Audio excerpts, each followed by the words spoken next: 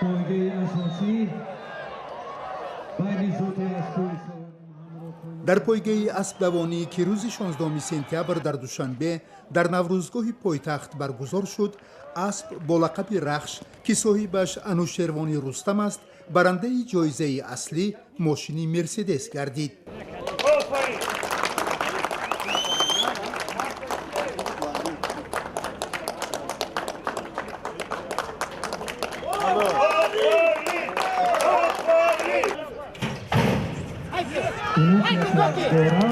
دوستان عزیز پایگاه قبول کرده شد.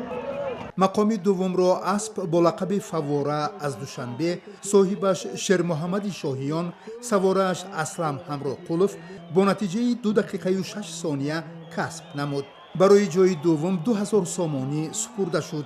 جای سوم را اسب با لقب گلستان از شهر خوجند، سوارش شکرالله خواجه عثمانوف با نتیجه 2 دقیقه و 9 ثانیه اشغال کرد. برای جای سوم 1500 سامانی تقدیم گردید.